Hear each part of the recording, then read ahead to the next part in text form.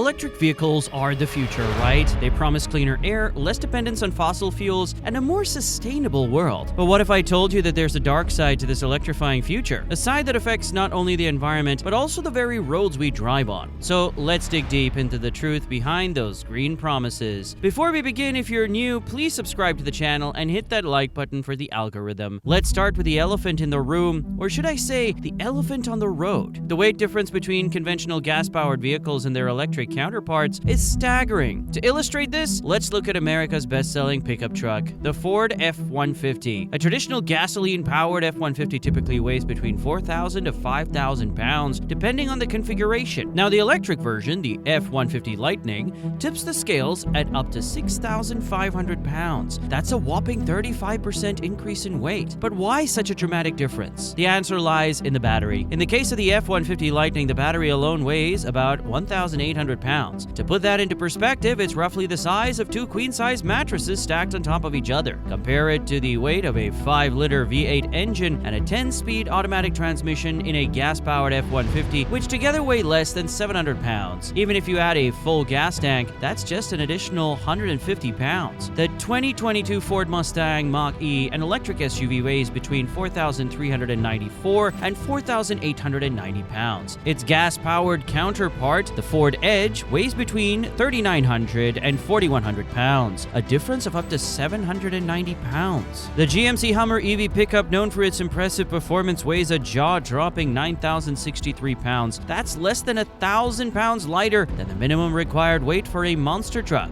Now you might be wondering, what's the big deal? Heavier vehicles have been on our roads for years, and you'd be right to an extent. Our roads are designed to handle heavy vehicles like 18-wheeler tractor-trailers, which can weigh up to 80,000 pounds when fully loaded. But here's the catch. It's not just about the weight, it's about the frequency. Roads and bridges are designed with a specific lifespan, typically around 20 years for roads and 30 to 50 years for bridges. These calculations are based on the expected traffic, including the number and weight of vehicles that will use them over time. Problem arises when we start introducing a higher number of heavier vehicles onto these roads daily. As more cars electrify, we'll see an increase in the number of heavy vehicles driving on standard roads. This means the lifespan of our roads will decrease. Instead of lasting 18 to 20 years, American roads will need more frequent repairs, maintenance, and replacement. The impact on our infrastructure is significant. In 2021, American infrastructure earned a C- on the nation's infrastructure report card. The report found that a whopping 43% of our roads were in poor or mediocre condition. That's almost half. Adding more electric trucks and SUVs to the mix will only escalate and exacerbate this problem. And road repairs and maintenance aren't cheap. Paving just 1 mile of roadway can cost anywhere from $100,000 to $1 million.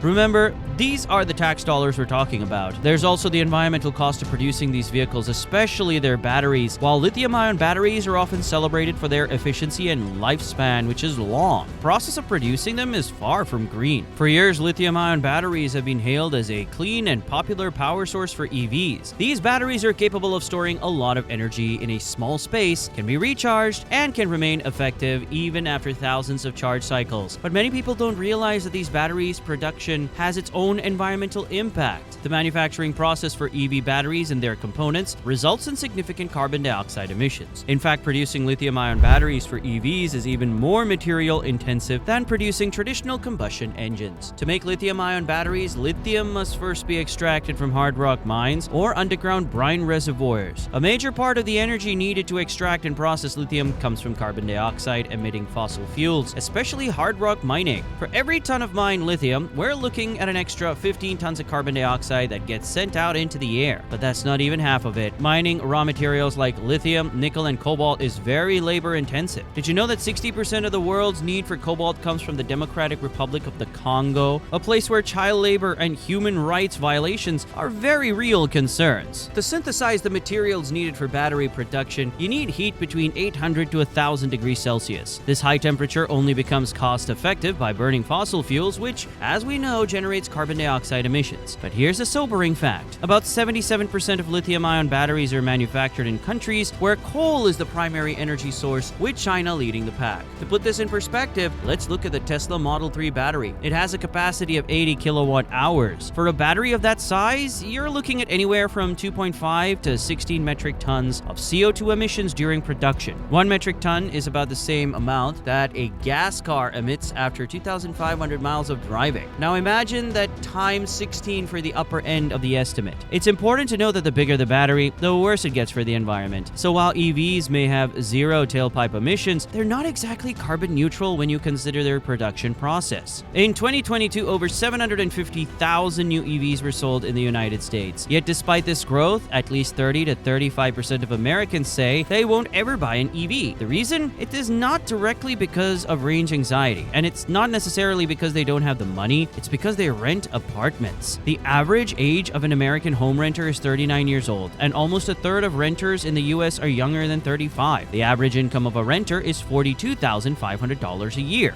and they typically have a fair credit score rating compared to homeowners who tend to have excellent credit scores. The real problem for them is that most apartment complexes have limited parking stalls as it is, so they're unlikely to invest in EV charging ports. It makes it a huge inconvenience for an apartment renter to own a battery electric car. The only option for an apartment dweller who really wants an EV is to use public charging stations. This brings us to another critical issue: the state of public charging infrastructure. Let's take Los Angeles as an example. Last summer, almost 25% of all new vehicles registered in LA were plug-ins. The city estimates that over the next 2 decades, it will need to expand its distribution capacity by 25 to 50%, with about 2/3 of this increased demand coming purely from electric vehicles. Here's where the problem starts. Public chargers just aren't being built or expanded fast enough to keep up with the increasing EV demand. In 2022, there were around 120,000 public charging ports nationwide featuring level 2 charging or above. At the same time, almost 1.5 million EVs were registered in the US. That's around 12 cars per charger. A report prepared last year for the US Department of Energy by the Pacific Northwest National Laboratory estimates that by 2030, there will be approximately 19 million electric vehicles on the road. To support this, we're going to need at least 9.6 million more charging stations than we currently have. That's almost 10 million new charging stations in less than 7 years. It sounds like a tall order, doesn't it? The Biden administration has given the green light to a plan to deploy a network of high-speed chargers along interstate highways, backed by $5 billion